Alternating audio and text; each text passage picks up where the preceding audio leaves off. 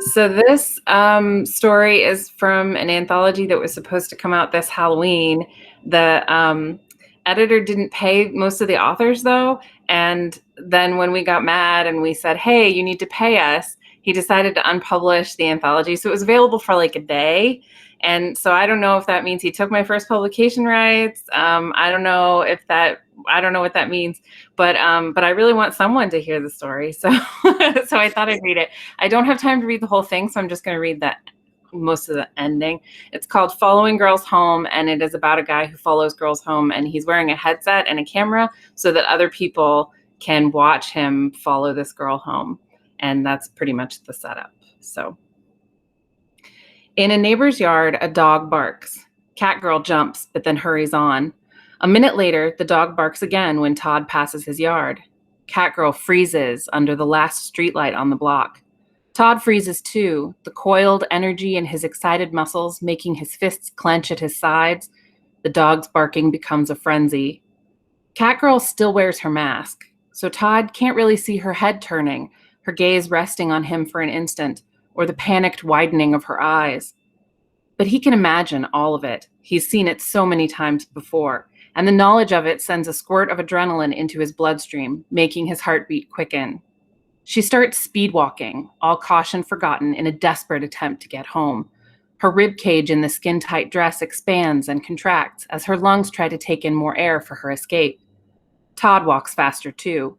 The sound of his own harsh breathing echoes back to him down the headset. "Todd, man, you're out of shape," Jonah teases. "We got to get you on a treadmill if we're going to keep doing this." The other guys guffaw, and Todd hears the crunching of chips as if the person eating them is centimeters away from his ear. "I don't see any of your fat basement-dwelling asses volunteering for the job," Todd snarls. "Ooh, sick burn coming from a guy who lives in his mom's guest house," a viewer quips. Others make comments, but Todd doesn't really register anything they say after that. The girl is starting to run, with an awkward, limping sort of jog, and so he has to run too, and trying to gauge the speed necessary to keep up with her takes all his concentration. He also has to pay attention to the environment. There are still people heading home from trick-or-treat or parties at this hour. He has to be on alert, ready to duck off the sidewalk or slow his gait to a casual pace if a witness appears, though the street seems to be pretty quiet in this section of the neighborhood, not to mention dark. After a few minutes of running in the near-total darkness, Catgirl staggers again, losing her footing and going down hard. Todd skids to a halt only a few feet away. Now he's so close, he can hear her whimpering, but it's a weird kind of whimper, a sound none of the other girls have made before. Almost crying, but also almost laughing. A chill makes every hair on his body stand at attention, but he tells himself it's just the cold. "Maybe it's time to stop," someone offers meekly down the headset. "She's pretty drunk and not looking so good. She could get hurt." Now it's Jonah's turn to snarl. "Shut the fuck up, Charles. It's just a little bit of harmless psychological fun. She'll be fine." Abruptly, Catgirl turns left and bolts into a yard. "Shit," Todd says, and races after her, huffing and puffing. Maybe Jonah was right, and he could benefit from some regular exercise. When he first started doing this, following girls home, he was younger and still required to take gym class. He hadn't appreciated before now how much easier everything had been when he was a teenager. He follows the girl through the space between two houses and loses sight of her in the dark backyard. Where'd she go? He glances around, moving his entire body so the camera can take in the yards. They're oddly lacking in features. No patio furniture, no tall trees, no basketball hoops carving tall silhouettes into the gray sky like in the rest of the neighborhood. "We need night vision." "There's an app for that," Jonah says, and the comment is followed by the clicking of computer keys. Todd waits, his heartbeat thumping in his own ears, along with his wet gasps as he tries to recover his breath. The night is so dark it's like being plunged into a bottle of ink. There are no streetlights, but also no lights from the surrounding houses, no backyard floodlights, or even lamps lit in windows. Before he can think any harder on this anomaly, Jonah says, "I don't see her. Turn to the right." Slowly, Todd turns. The night is cold and quiet and dark, as if the neighborhood is holding its breath. The wind makes it feel like an ice giant has closed a huge, freezing fist around Todd's torso. "I don't see anything," Jonah says. I think she's gone. He sucks in a breath, rasping like static in Todd's ear. Oh my God. Oh my God, Todd. Todd, you have to get out of there. There's something wrong with her face. Oh my God, shit. Todd, run. The whimpering sound starts up again directly ahead of him. Frozen in place, Todd fumbles for his phone and presses the flashlight button. He's supposed to follow her home. He can't abandon the game now. Fuck, no, Todd, just get out of there, Jonah shouts. Other voices join in, creating a loud jumble of sound that makes it hard to think. Todd rips the headset off his ears, taking his hood with it. The cold is like dunking his head in a bowl of ice water. He raises the flashlight slowly. Catgirl's bare feet are dirty, her right knee bloody from scraping it where she fell, the fishnets torn. The stilettos and cat mask lay abandoned on the ground at her side, along with something else, something glowing white under the glare of the LED bulb. Her skirt is hiked all the way up to her crotch. Her arms dangle at her sides, her hands twitching, fingers working like she's going to grab at him. Her chest heaves, but not with heavy, panicked breathing. She's laughing. Her face. Oh God, her face. Her smile is impossibly wide, the corners reaching her eyes, curved in a perfect half circle like the leer of a jack-o'-lantern. Her teeth are set too far apart and aren't shaped right. They're jagged and pointy like they've been broken off or replaced with fangs. Her eyes are dark slits, glittering solid black when the bright light slides across them. Her hair is gone, leaving a lumpy gray scalp, and he realizes the white thing on the ground is a platinum blonde wig. The sound she makes is like the sound Todd heard a hyena make in a movie once, high-pitched, unnerving. Somewhere many blocks away, a dog howls in response. Catgirl lunges at him. Shrieking, Todd turns and runs back the way he came. He crashes into someone who shoves him back. He hits the ground hard and realizes there's no grass. The earth is just dirt and rocks, and something sharp stabs into his spine when he lands. Adrenaline pumping, he scrambles back up again, grabbing for the phone that slid out of his grip when he fell and holding it up to illuminate the newcomer to the game. It's one of the girls from the party, a tall brunette teenager, one of his target's friends. She wears a She-Ra costume over leggings and a long-sleeved thermal shirt. Smart. She's smiling too, but at least her face is normal. I have to get out of here, Todd says, and he doesn't like how his voice sounds. It quivers like the voice of a panicked girl. There's something wrong with her face. He shines the light back toward Catgirl. She-Ra scowls. That's mean. Did you hear that, ladies? All around, the sound of feminine chuckling drifts on the night air, footsteps crunching on gravel, the distinctive tapping of a metal bat against something solid. Catgirl giggles, and Todd can't stop himself from a shiver of revulsion. We need to get out of here, he says, swinging the light around wildly. The other girls are here, all the girls from the party, the girls who hugged Catgirl and let her stagger home drunkenly. There are at least 5 of them, but he has a sense there might be more where the light can't reach, lurking in the shadows. He realizes, with a sinking feeling, there is no grass on this lawn, no streetlights, no patio furniture, because they're in the unfinished section of the neighborhood. He hadn't noticed they were in the new build area because he'd been so intent on following his target and looking out for witnesses. He wonders how far the nearest inhabited house actually is. He's already out of breath. Could he outrun a pack of girls? He hates to think he might be inferior to anyone, especially female teenagers, the lowest form of life on Earth. But he has to admit he might not be able to get away from them if they follow him. That's so rude, She-Ra scolds. If you think she's so ugly, why were you following her home? To keep her safe, to make sure no creeps tried anything. Halloween is a dangerous night for a girl walking. She-Ra lifts something with her right hand and slaps it against her left. It's a crowbar. Todd swallows against the rock suddenly lodged in his throat. Try again, She-Ra says. Todd's usual excuses won't work here. There's no way he was walking toward his own home and frightened Catgirl accidentally. It's clear they're not going to believe he was trying to protect her. His mind whirls. I'm making a documentary, he finally shouts, almost triumphantly. She-Ra's eyebrows lift, and her head tilts to the side. A documentary? About women and what you all have to go through every day. How scared you all are all the time just to have a man walking behind you on the sidewalk. I wanted to get a real reaction. He presses his hands together as contritely as he can. I see now, that was the wrong way to go about it. Oh, I see, Shira says, with exaggerated mock forgiveness. Well, that makes everything better. Were you filming a documentary last Halloween when you followed me? Or what about Heather over there? Were you making a movie when you scared her half to death on St. Patrick's Day? Or Kiana on the 4th of July? Todd has never known their names. He prefers to follow women to whom he is anonymous, just in case they get a good look at him. Hearing their names makes him flinch as if he's been struck. Through the headset draped around his neck, Jonah's voice comes softly. We're on our way, Todd. Get out of there if you can. And then the rustle of Jonah removing his own headset. I have a camera, Todd says, straightening his back, trying to look defiant. He taps his collar where the tiny camera is clipped. Your face is already recorded for posterity. All of you. He shines the phone around again, trying to illuminate the girls surrounding him, who wince away from the bright light. When he gets to Catgirl, she chitters, and his sweaty hand drops the phone to the ground with a clatter. Todd lunges to pick up the phone again.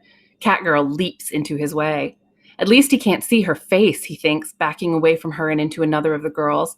They've surrounded him and the monster, and when he tries to dart through the spaces between them, the girls hit him with bats and crowbars and a 2x4 with a nail in it, to judge by how their weapons feel against his arms and legs. They're trying to keep him in the circle with Catgirl, with a monster. He falls to his knees in front of She-Ra, bruised and aching. He just needs to buy time. Please, let me go and I'll never follow anyone ever again. I'm so sorry. I see how wrong I was. She-Ra shakes her head, dimly visible in the light still shining from the dropped phone. Nah, sorry. We'll have to pass.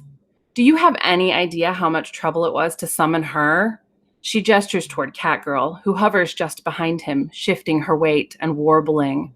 Expensive, too. She came all this way, and it can't be for nothing. All this just for following you home? You're psycho. She rolls her eyes. Nagging isn't going to work either, bruh. Look, we all know that eventually following girls home was going to lose its appeal. And when that happened, you were going to start doing way more harmful stuff to get your rocks off. This is how serial killers get started.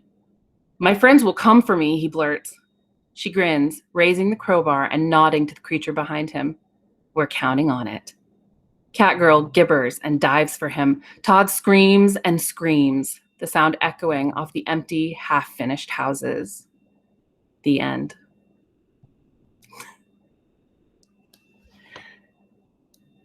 I hope that you enjoyed the death of Todd.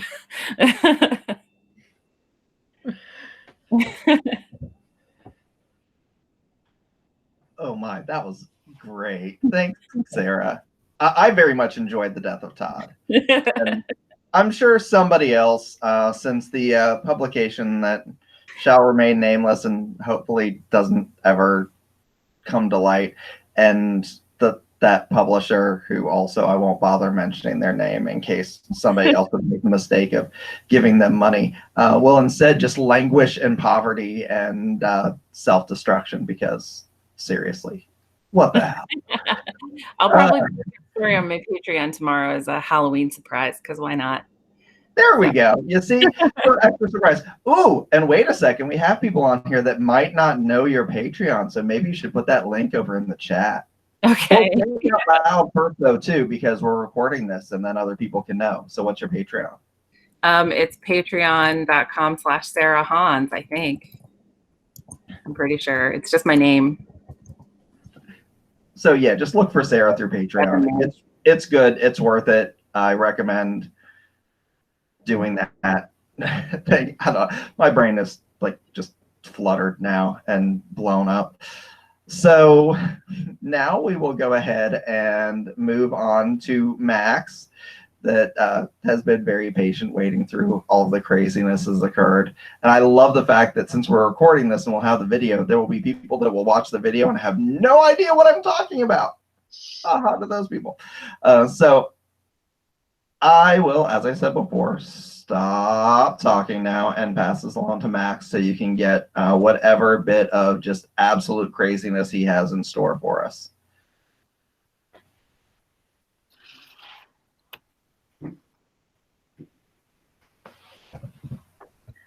Alrighty.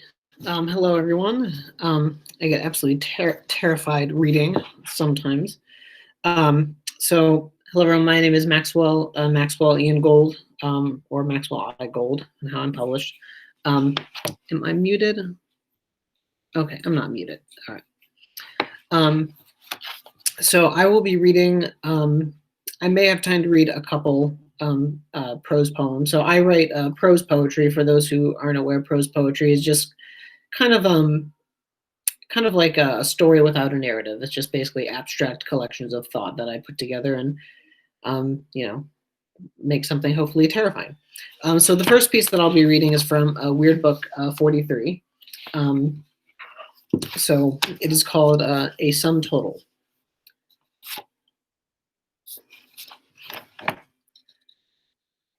I sat behind a cyber wall, looking at the numbers that were the sum total of a world's existence, assessing their true value to make way for judgment.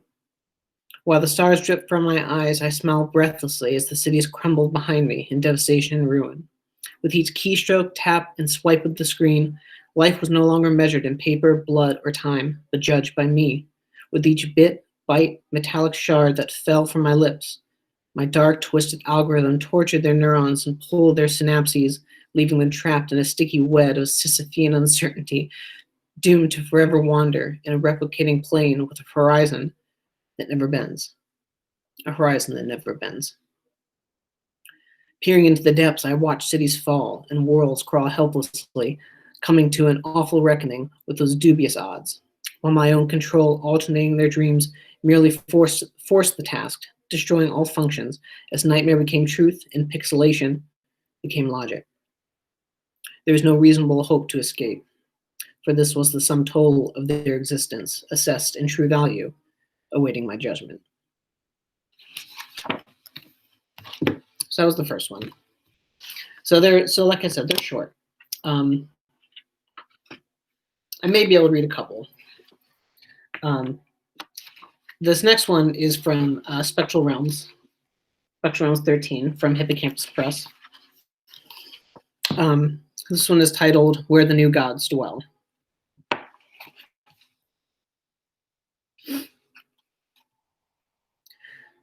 When chemical thoughts again resurfaced in my mind, I'm reminded of a place where the new gods dwelled. Vast landscapes carved from dead planets whose cores of silver, gold, and iron covered Promethean forests of crystalline fauna with their remains. I longed to tread through unmarked streets where forgotten civilizations lay in total ruin, while a towering, dreadful homage to their ancient masters stood drenched in the hazy moonlight. Filled with rancor, I was embittered by those who once inhabited the awful elephantine cities of stone and blood. The savages couldn't understand the gods they worshipped. Past the crumbling obelisks in my dreams, I walked towards jagged mountains that hung lazily over the city, as if the gods themselves were pressing them terribly against the horizon. Underneath, it felt as if they were preparing to end what remained of their experiment, swallowing my imagination, while some ardent chaos bowed in the presence of this malignancy beyond reason. Through canyons of obsidian and eternity, I left all logic behind, as one shadow after another sliced past me as I approached an opening. Sensations that radiated through the night, a darkness that seemed to bellow with a hunger older than time. My neurons were completely sedated, unaware of the doom that collected upon them like snow. Suddenly, standing right before me, towering into the spectral horizon, was a singular object of which I cannot recall its proper name, or any name for that matter, despite the banality of the thing that constricted my sight. It took everything I had to hold back the terror and every immeasurable sorrow that followed. The silver faces, gleaming with what appeared like diamond scales, smiling a most evil expression, whose molten images were forever seared into my heart.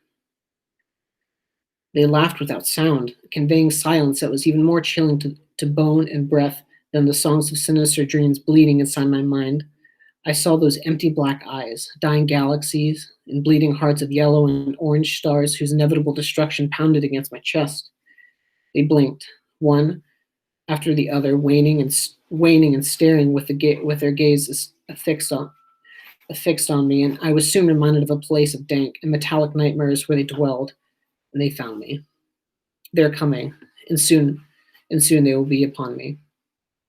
To those that may be so fortunate to read this, tread softly, for your dreams have cracks, and the starquakes will break and shatter them as the cyber gods blink. For God's sakes, do not blink.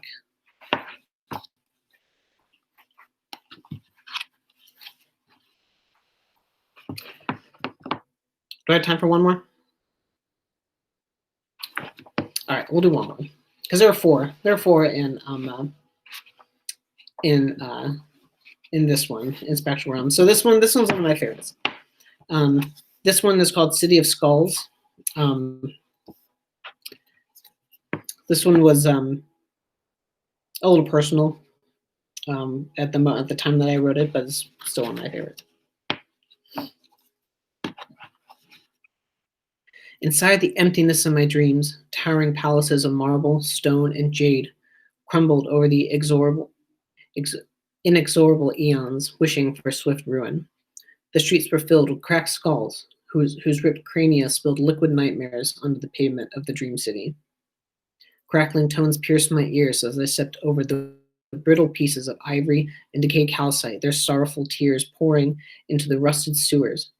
I dare not imagine the terror that ravaged this city, or wonder at its true primal nature. Toward the broken horizon underneath silver stars, where calamitous galaxies swirled in oceans of oblivion, I felt bathed in their tears of falling stardust. The tears that were shed for a city whose ideas were now preserved in plastic stood as a remnant of that silicon society. I treaded further into the bleak alleyways, along cold towers whose insides were torn apart. A soulless wind scratched against their frames, its chill throttling my scream. It was then I knew something sinister had permeated the space within my dreams. A viral darkness so ancient its apotheosis was likened to that which soaked the nameless city in evil. I began to run faster, feeling each step crunching on the littered streets. My nerves rattled as bile thickened, darkened, poured from the eyes of those broken skulls. Something was coming, anxiously waiting to consume me. The wind howled again as I reached the edges of the crumbling city, obstinately protesting its doom. The skies began to ooze a disfigured coloration of gold, diamonds, and radioactive particulates that formed a dismal yellow burst of light. As I fell to my knees, a piercing tone ruptured my insides, with a pain in my head following as black bile dripped from my ears. The misty haze of the timeless day soon filled my eyes. As a heavy scent of rust and blood congested my pores, it was then I realized as I stood before that nuclear god, whereupon at the bottom of the universe it sat on a throne built from the bones of 1,000 dead races, waiting with a dark entropic sanguinity. A corrosive paresthesia soon overtook my body as I slammed into the pavement. There was nothing more, nothing left as the scent of miasmal sludge soon filled my every orifice. The muted tones of gold and brown painted my weary eyelids shut, with a heavy palette of spectral discoloration. Lost inside the emptiness of my dreams, towering palaces of marble, stone, and jade crumbled over the inexorable eons, and the streets were filled with my cracked skulls.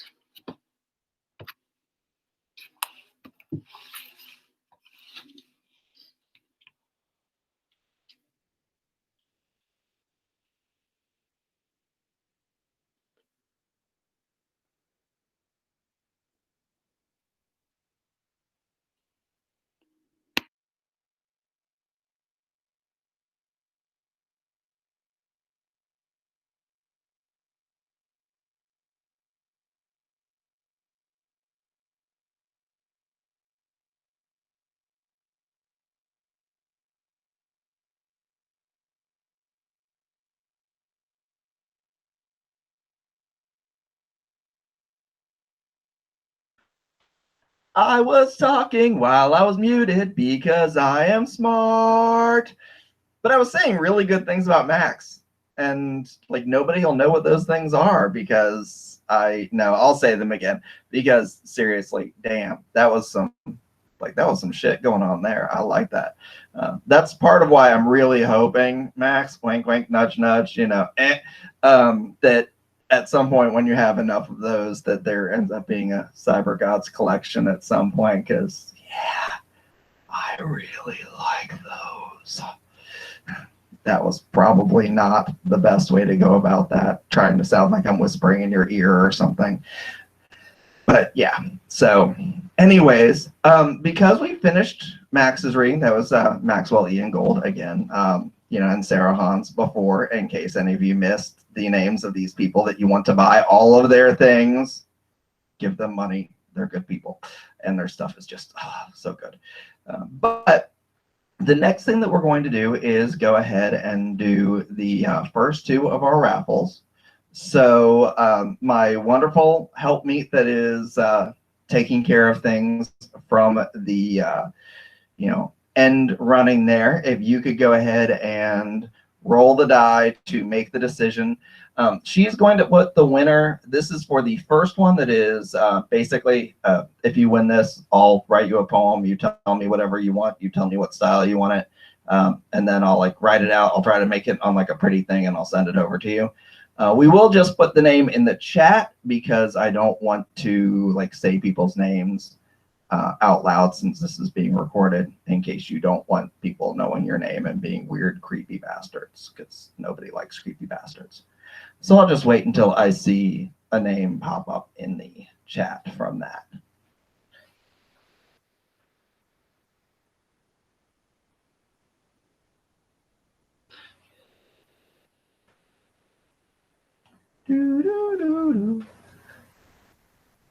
Oh, hey. Oh, wow. I just hit my teeth on the microphone.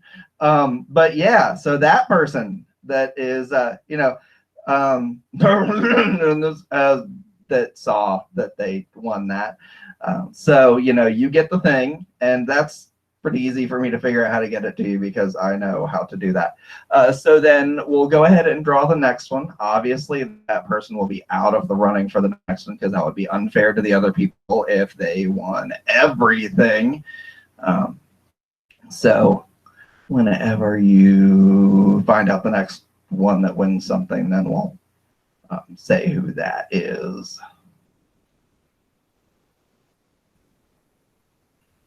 Breathing uncomfortably into the microphone. Okay, so now this next one is for a free copy of my book that I am here to horror like a son of a bitch. That is Meaningless Cycles in a Vicious Glass Prison. So if you could do me a favor and just in the chat put in some way for me to reach you, then I can contact you to find out how, where you want me to send that. And that will be forthcoming over to you.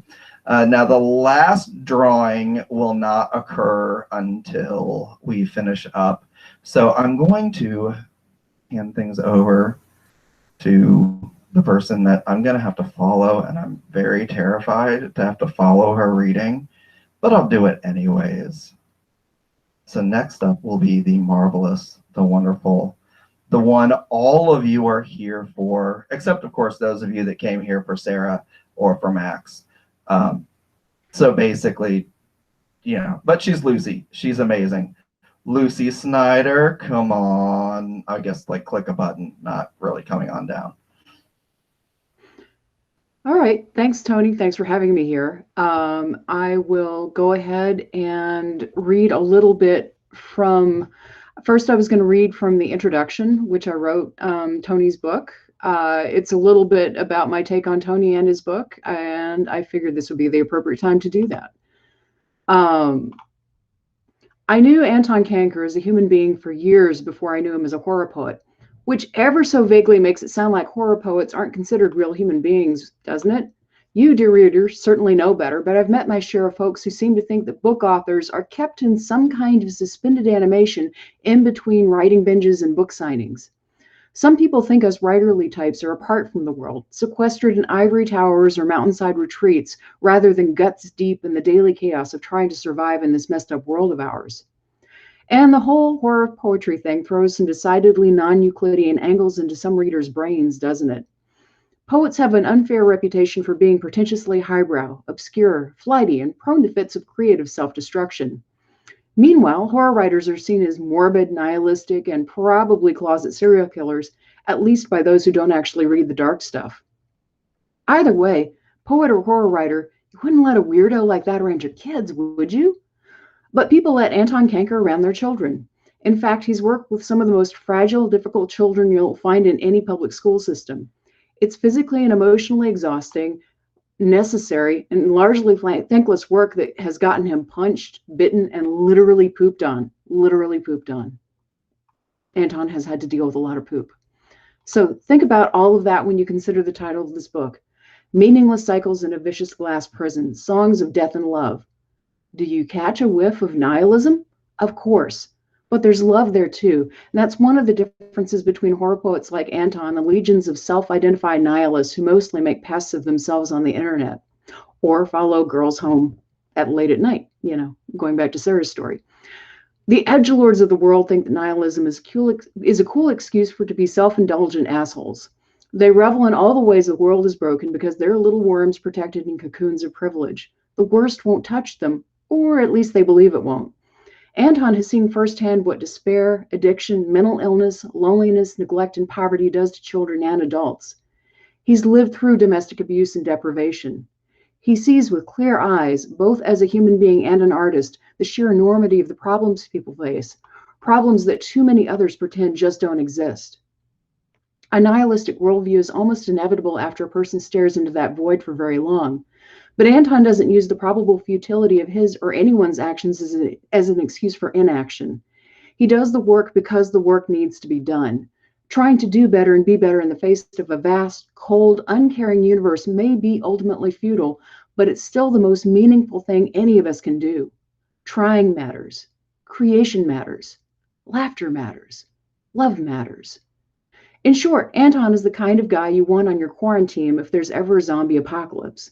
He's got great recipes involving cheap whiskey and hot peppers, is unflinchingly cheerful no matter how dire the situation, and I suspect he's probably pretty good at throwing an axe. It probably goes without saying that Anton is a fan of cult and B-grade horror movies. The weirder and more creatively outlandish, the better.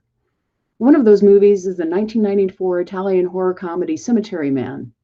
It tells the story of a love-struck caretaker named Francisco Della Morte, played by Rupert Everett, who works in a cemetery where the dead rise after 7 days. After shooting plenty of newly risen zombies, including a woman he's fallen in love with, he gradually loses his mind and, maybe, goes on a murder spree. The movie is nihilistic and witty in equal measure, and its main theme is the living dead versus the dying living. Amidst the zombie splatter and dark humor, the narrative explores what it means to truly live instead of simply existing, and what it means to love in the face of death. The poems in his collection are inspired by stills and scenes from the movie. In his verses, Anton uses the cinematic imagery to delve deeper into exploration of the unhealthy nature of obsessions with either death or love, and how those obsessions further isolate lonely people hungry for authentic human connection. And of course, there are plenty of zombies. So everybody should definitely check out his book if you have the opportunity. The next thing I was going to read was an excerpt from my own recently published book, which is Halloween Season, if everybody can see it. I will start off, since we're on the subject of poetry, I'll start off with the very first poem in the book, which is called Beggar's Night. Stinky kid sneakers peek beneath ghostly sheets and shredded zombie jeans. Chatty moms herd sugar-buzzed superheroes and tween princesses off strangers' lawns, onto frosty concrete to await safe treats. But 9:30, flashlight batteries die. Buzzing street lamps flicker to silent black as scudding clouds blot the gibbous moon. Manly hearts jump as small sweaty fingers impatiently twist free from daddy's hands. And in the sudden dark, for just a moment, cheap cotton gauze spins to Egyptian linen. Latex and grease paint become twitching scars. Hairy feral muscle splits wispy nylon rags, and every smile stinks of clotted blood. But in a heartbeat, the dire clouds retreat, the moon shines brave and the lamps relight. Trembling parents retrieve little tricksters, ruffle hair, press hands to narrow chests, unable to feel the monsters burning inside. So I don't know if I have time to read an excerpt from a poem or another short story. What do y'all think? Yes, no?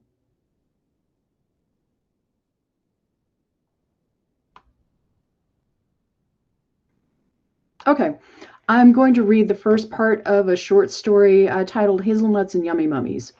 since it is almost Halloween. I was at the edge of the Sawan Author Alley in the main vendor hall when the drugs began to take hold. A guy in a black Batman t-shirt was frowning down at my books, clearly not liking what he saw. I nailed a smile to my face as I chatted about the plot of my first novel, but I knew I wasn't connecting because his scowl deepened and deepened, but he wasn't walking away. So I started babbling about the plot of the rest of the series while thinking, oh God, why did I agree to do this? You agreed to do this because they offered you a free hotel room and you have to stay busy this weekend, my inner responsible adult replied. On Halloween, you have to stay busy. You have to, or you will think too many thoughts and end up in the bin again. Keeping busy was good, but I wasn't any kind of plausible saleswoman. Nobody was going to hire me to pitch jewelry or juicers. I became a writer in the first pea-picking place because I could only seem to gather my thoughts on paper. I constantly found myself tongue-tied whenever I had to meet new people. So why in the name of sweet candy corn was I working a table trying to talk up books I'd written precisely because I could never reliably form complete sentences except with a keyboard? Couldn't I have chosen to stay busy doing something less painful, like competing in ghost pepper eating contests, nude sandpaper surfing, milking angry sharks? In my mind, I have my dead mother's voice. Life is a grand comedy, dear. Just do your best. I suddenly felt too hot despite the chilly diesel stinky October draft from the loading dock and back, and my head felt floaty and puffy like a party balloon. And I wasn't even sure what words were coming out of my mouth. Something action, something adventure, something award-winning, something. Batfan's face scrunched up more and more, getting impossibly wrinkled, and his nose squinched and flattened and inverted. His eyes shrunk tiny, black and beady, and suddenly I was looking up at the head of an actual bat, a brown bat like the ones that roosted under the overpass near my mom's house back in Missouri, except 50 times as huge because brown bats are itty-bitty and the bat fan had the noggin the size of a cantaloupe. I trailed off, gaping at him. What the actual fuck? And then wondered, did I say that out loud? The bat gave me a weird, suspicious look and walked away without a screech. Elaine, the Sawan author liaison, came hurrying up, her tall, pointy witch hat askew, her glittery blue satin dress swirling and glowing like galaxies. Her whole outfit seemed to have turned into a portal to another dimension. I felt as though I might fall right into it. Miss Bowen, she said. By her expression, it wasn't the first time she tried to get my attention. A halo of stardust seemed to float around her face. Yes, I replied. My tongue felt too big in my mouth. It seemed huge as a tuna, and it might wriggle free and go swimming across the sea green carpet. I'd have to chase it down in the gaming room, tackle it near the Munchkin tournament. The idea of that made me laugh out loud. Did you eat one of the black raspberry cookies? Elaine was frowning, looking worried. Her face was getting wrinkled up. I wondered if she was going to turn into a bat, too. She'd been by a half hour before with a big basket of homemade Halloween cookies for all the guest authors and artists. A whole spread of tiny frosted tombstones, snickerdoodle ghosts, gingerbread cats, and black cookies, each decorated with a single blue candy eye. I have blue eyes, and after 3 hours of sitting at my table, the thought of devouring my own flesh had started to appeal to me. So I took 2 and gave one to my friend Heather, who'd come with me to the convention to help schlep books and maintain my sanity. Did you eat one of the black cookies? Elaine repeated. I nodded slowly. It was tasty, but the frosting was a little bitter. Oh, no. She leaned in over my books. Listen, I meant to give you a treat, but you got a trick by mistake. You've just consumed a fairly large dose of a hallucinogen. Those black cookies were for our ritual tonight, but our initiate got the batches mixed up. Elaine's eyes were swirling, glittering, dark as a black pearl ring my mom used to own. It was always her favorite. She lost it in the ocean the same day she got her first diagnosis. My mom died 5 years ago today, I blurted out. She had 2 kinds of cancer, an ehrlichiosis and cryptosporidium, and it all killed her. It was like watching Boromir get shot with those black arrows. She never did anything halfway, not even dying. I'm really sorry to hear that, but the hallucinogen... On Halloween, we're supposed to remember the dead, I said. But how could I not remember my mom dying? How could I ever not think about that? So she could have died any other day and I'd still remember. Dying on Halloween was just overkill. But hey, that's Mom. Never do things halfway. I'm truly sorry about your mother, but listen.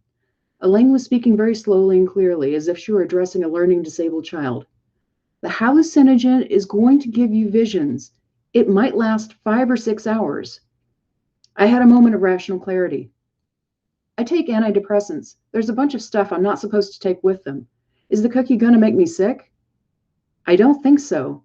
She sounded profoundly uncertain, and her voice echoed as if she were in a large cavern. Many of us in the coven are also on antidepressants, and nobody's had a problem. But you do need to drink a lot of water. I'm going to call somebody to take you back to your hotel room and keep an eye on you. I'll get someone else to watch your table for the rest of the day. Everything will be fine. I have a panel on zombie poetry in an hour, I said, watching tiny stardust pixies dance around her hat. Don't worry about the panel, but I have to warn them. I gazed up at her, suddenly realizing it was not merely another convention panel, but a very important personal mission. I have to warn them all that when you write poetry, you are letting the brain eaters into your mind. You are letting them into your mind.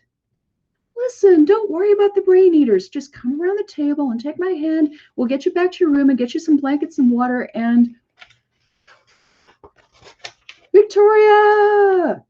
Heather was zooming down the carpeted aisle full speed on her electric candy apple red mobility scooter. Startled congoers were dodging right and left to get out of her way. She'd had surgery on both feet 4 weeks earlier, and while she'd been okay to walk short distances, the vastness of the convention center was just too much. Her eyes were hugely dilated, and she had a sweaty look of determination I seldom saw outside in-game rounds of Iron Dragon. In her free arm, she clutched a brand new skateboard decorated with a colorful unicorn logo of one of the role-playing game companies that was sponsoring the convention. As far as I knew, she didn't skateboard and certainly wasn't in any condition to do it now. Had she bought it?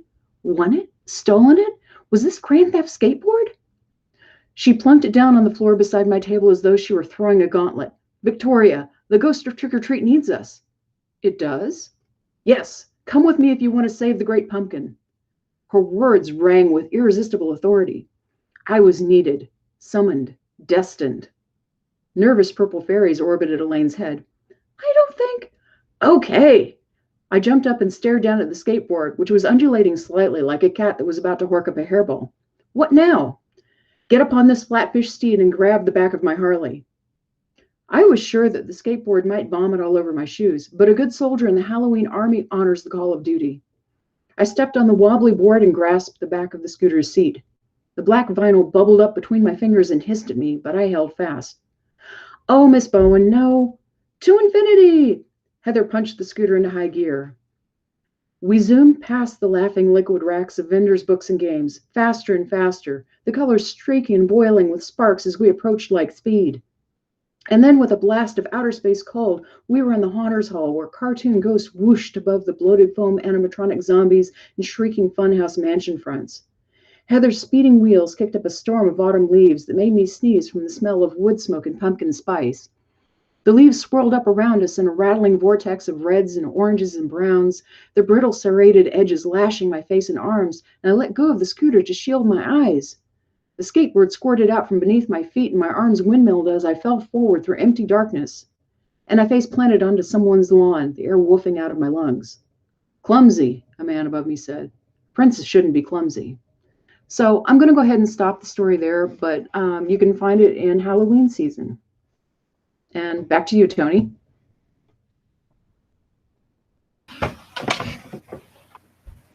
And look at that. I managed to remember to unmute myself this time. Look at how proud of me I am. Worth mentioning, Lucy also has a Patreon. She offers all kinds of cool things. There's an option where you get poetry through it. There's an option where she will give you advice on like how to write better. There's an option where you can pay her to just go ahead and give you notes on your writing, all kinds of things like that. So I'm going to stop for just a moment. And Lucy, why don't you go ahead and tell people what your Patreon is, because they should be giving you money. Okay, so my Patreon, if you go to www.patreon.com/Lucy A. Snyder, you'll find it, or you can get to it if you go to my website, which is lucysnyder.com. So do that. Do it soon. So it's like I haven't used the like advice portions of that. I have had times where I've paid her for some advice through, and it was really helpful on things. I know other people who have this said marvelous things about it. But even just like the $2 a month thing where you get the free poetry is pretty awesome. So I highly recommend that as well. Also, just like I said before, Sarah's Patreon is really worth spending the money on. So get those. And I think Halloween season is out through Raw Dog Screaming Press, if I'm remembering correctly. So if you want to avoid the evil that is Amazon, then you can just order directly from Raw Dog Screaming and get her book, and then that's really cool. Or you can just contact Lucy and then tell her to order a copy for you, but that might be kind of annoying. Probably easier just contact the publisher to do that. Either way, good stuff in that anthology. You should get it. Now, I'm going to be reading some of my things. Big surprise, since I said I was hoarding my book. Did I mention that I have a book? Because I have a book. And I want people to buy the book. So, the name of the book is Let's try that again using actual words. I'm starting to sound like somebody that spent too much time with Max's cyber gods here. So the name of the book is Meaningless Cycles in a Vicious Glass Prison. It's put out through Dragon's Roost Press, so you can get it right from them. Also, it's on Barnes & Noble and through Amazon. But if you contact me, then you can get extra stuff. And I give extra things because, well, to be honest, I get more money if you buy it directly from me, and I'm a greedy bastard. But before I read anything from the anthology, I wanted to show you something that's tied to it. Because, we do these things to whet appetites. And now I have to walk over to my computer, so pretend that this is like really much quicker than it actually is.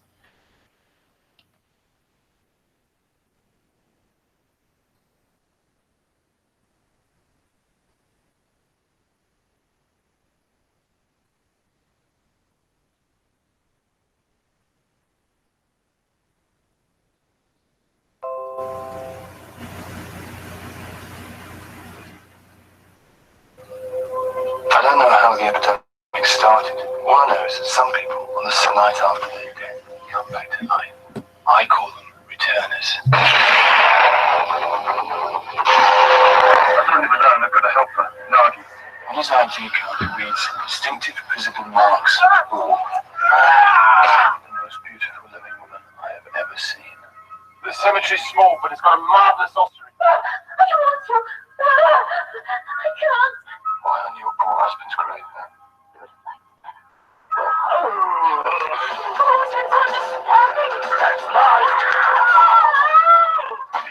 He came back to death, he raped her, and then did it to death.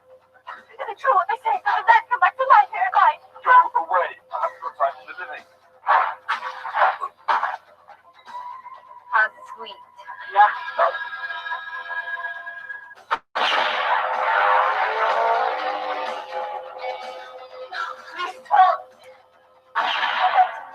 Not as long here as I've got a breath in my body. All right.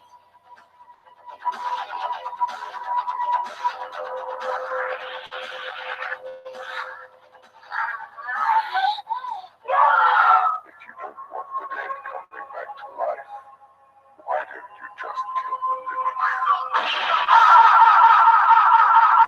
Snoopy, it's not allowed in here. What are you doing on the floor, sister?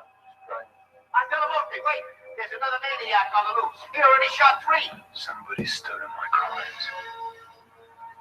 Make a wish. I want you to fall in love with me.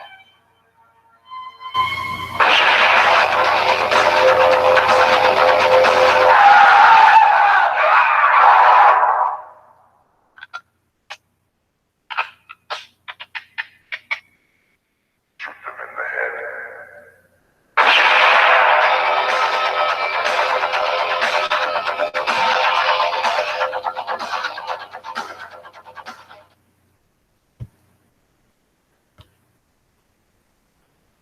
Now I have to get back over. I've had the honor of Oh no! Oh no! Other things are going. I'm professional. There's that crap. I can't think of the guy's name. He's a rapper, and Lil Dicky. That's it. Lil Dicky has that song that like the whole chorus of it is just, "I want to be professional, bro. I'm professional." Like I feel like that's my whole life because it sounds just as convincing as I actually am. I'm going to take a second and turn off the super dramatic lighting that I have here and turn on my regular lights to show you the cover of the book because I finally got one. Because again, I'm professional.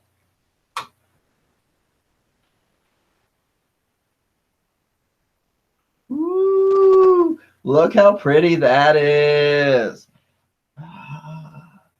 You want one. Buy copies for all your friends. God, I feel like a fucking whore when I do that. But, you know, still, you push those things. The cover art was done by Stephen Archer, by the way, that I was really happy to get him doing the cover art for that. I love his work. And, like, that was just super cool to be able to get a guy that, like, really, that was the person I thought of with this story. So if you didn't notice from the little bit of like YouTube advertising thing that I had in there, and from what Lucy said before, everything in this collection is based in some way off of Delamore. Yeah, that was the direction. Okay. I always switch around the two words. Or the American version was Cemetery Man. So whichever version you can find, I highly recommend it. It is the most Italian movie that ever Italianed a movie ever. I mean, seriously, like, you know, I know everybody thinks Argento when they think Italian films, or Bava. And yeah, they're pretty Italian. But wow, this has like all of the things that you think of when you think of Italy. And it also has Rupert Everett in his prime. Like now he kind of looks like me, but back then, like, dude was hot. And like, you know, he's shirtless most of the time. So that's kind of a bonus.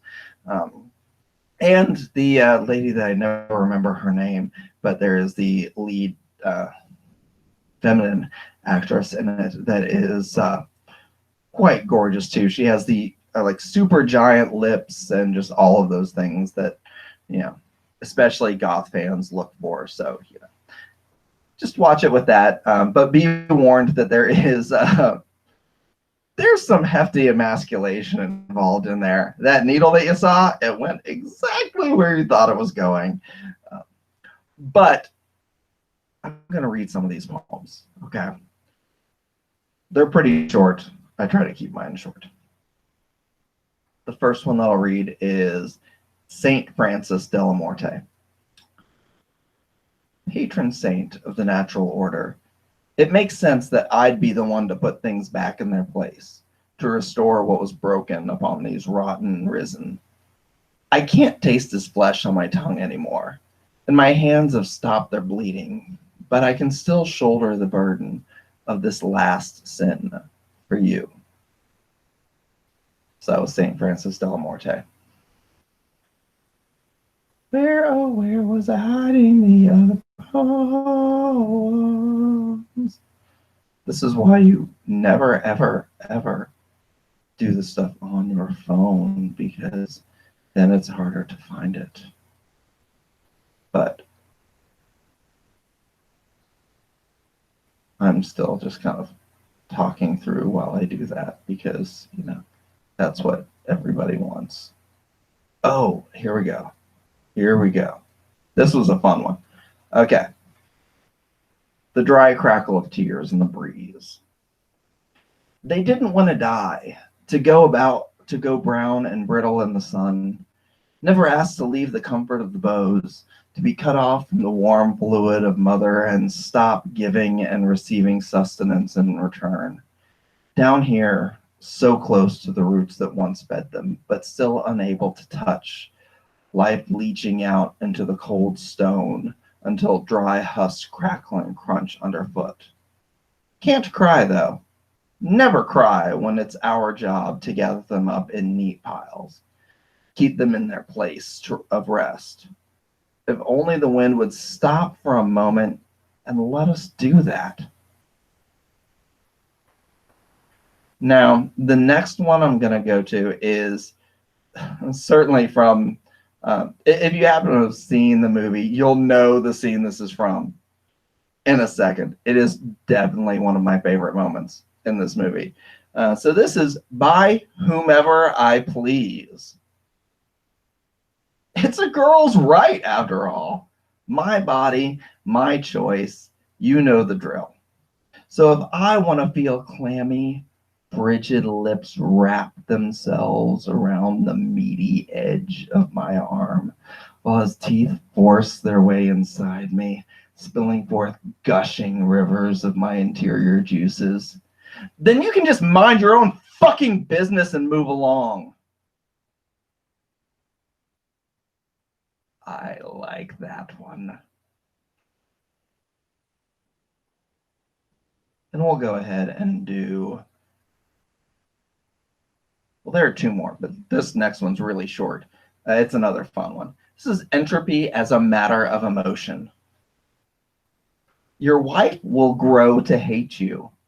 Your kids will eventually spit in your face. That dear, sweet, jackhammering beast in your chest will dry out and shrivel, putrefying in its fragile cage of bone. That's it for that one. And finally, we'll go ahead and end with this one. This is another one that I get a kick out of. And especially this moment in the movie is kind of fun. This is Death the Whore. Each of us, we know better than to think ourselves important. Our quakes and quivers and shouts in the night don't mean as much as we want to believe. No matter how much we plead and how much we posture, we still pay our coin the same as any other to take our ride. So those poems were all from Meaningless Cycles in a Vicious Glass Prison. Again, you can go ahead and order those directly from Dragon's Roost Press or from Barnes & Noble, or from, again, the evil that is Amazon. But I'm going to be honest with you, I get the same amount of money either way, so I'll still take your money. But if you order it directly from me, then the extra things you get are that I've been writing an individualized haiku in them, because that's kind of fun. And also you get a chapbook that is some poems that were supposed to be going into an anthology that never happened about a decade ago. So I'm pretty comfortable in saying that that anthology will never actually occur. But it's pretty fun still. So you'll get that extra free stuff if you just contact me and order them directly from me. Hint, hint, nudge, nudge, wink, wink, all of those things. And do remember that if you mention that you found out about it or decided to purchase it from the Living Dead and Dying Alive broadcast, then the money that I make from that will go directly to the Trevor Project. And I can't say enough about how much, how necessary what the Trevor Project is doing right now with everything that, especially teenagers, anyone in the LGBTQ plus community is facing right now, but certainly teenagers, it's much harder to find hope when you're a teenager. And when you see your options shrinking more and more, it can be very easy to give up. So the fact that there are people like the people that work with the Trevor Project trying to work with those teenagers and trying to help them see that there can be hope, that there can be options for them in their life is incredibly important. I mean, still keep fighting that fight. Still keep not letting those fucking bastards win. But in the meantime, yeah, it's worth providing that support to teens that don't know that there are those future fights to still fight and that it's worth holding on through those. So even if you don't want to buy things from me, look up the Trevor Project, contact them, give them some money. They're pretty awesome people. So enough ranting from me. You don't want to hear more of that crap. What you want to hear right now is we want to find out among our people that are left who is going to win the big prize. Now, this is the large puppy here. Okay, before there were just a couple things given out. This is a box full of stuff. This will have a copy of Sarah Hans's debut short story collection, Dead Girls Don't Love. And if you don't adore that title, fuck off. You don't have taste. That is a damn good fucking book right there. You want that shit. Also, this will have an issue of Spectral Realms that Maxwell Ian Gold has some poetry in. And you got to hear a little bit of that on here. And, because that's not enough, we have an issue of Weird Book. If you don't know Spectral Realms and Weird Book, not worth getting to know. Those are some damn good publications. And both of those are issues that have some of Maxwell's prose poetry in them. It's going to be a total of 4 prose poems that you get out of that from him, not counting all the other just awesome ass that's going to be in those. So that's 3 of the things you're getting. But wait, we've seen enough infomercials. You know what's coming up next. You can even say it with me. There's more.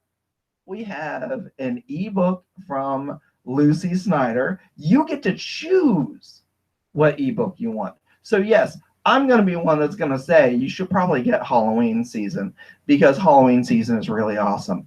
But so is every fucking thing that she's done. So, you know, you get to pick whatever you want out of that, and we will get that shit down to you post haste. And then, like that wasn't enough, because again, we've seen all these infomercials, and we know where we're going here.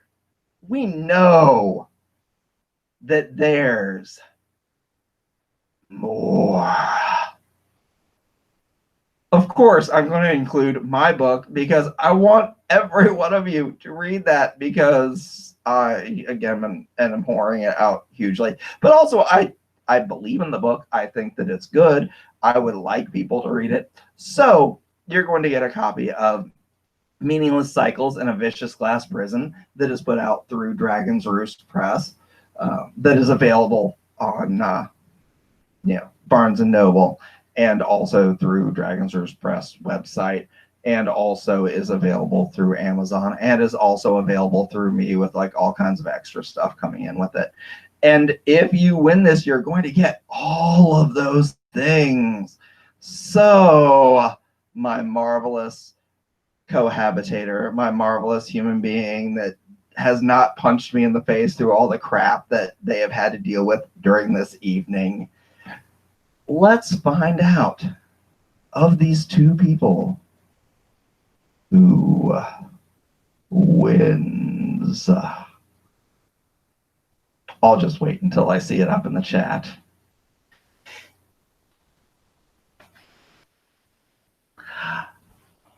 Well, look at that.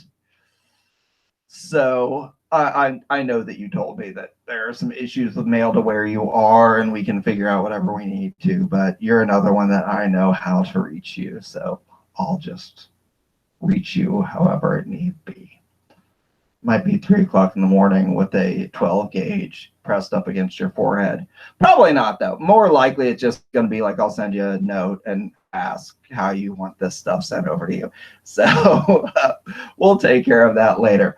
Outside of that, officially, this evening is done. But please do, before you leave, support Max Ian Gold. Support Sarah Hans. Support Lucy Snyder. Support any of these people that are busting their ass trying to create something to help us get through this bullshit that is 2020. Because fucking hell, 2020 sucks. But I love everybody that's been involved with this. I love any of you that are watching. Wink, wink, nudge, nudge. And I'm just happy to be able to share things like this. Have a good night. And so, like, we'll edit things out for the recording after this, but I'm just going to mention, my plan was to follow this up with a viewing of Cemetery Man, but apparently I don't know how to use the equipment that I have, and it's not available for streaming anywhere. So, that's not going to happen. I'm sorry about that, which is too bad because it is a weird fucking movie. And I would tell you to buy it, but it's like 30. I think the cheapest I saw, like, used copies were going for like 35, 40 bucks. And to be honest, it's not worth that. I don't know what the fuck's going on with this movie. But yeah, don't spend that kind of money on it. But it's worth a fun night of like people getting ripped up, and there's like a guy dancing with a dead girl's head, and there's a bus full of Boy Scouts that like get killed, and all kinds of other things. Again, there's a whole big thing about emasculation involved, and that's kind of fun. A guy takes a big old needle to the junk. So, you know, look forward to that. And one of the poems I have is about the guy taking a needle to the junk, because why not? That's it. I don't know why I'm still rambling. Everybody that's here, have a good night. And thank you for putting up with the stupid bullshit that this evening has involved. Yeah.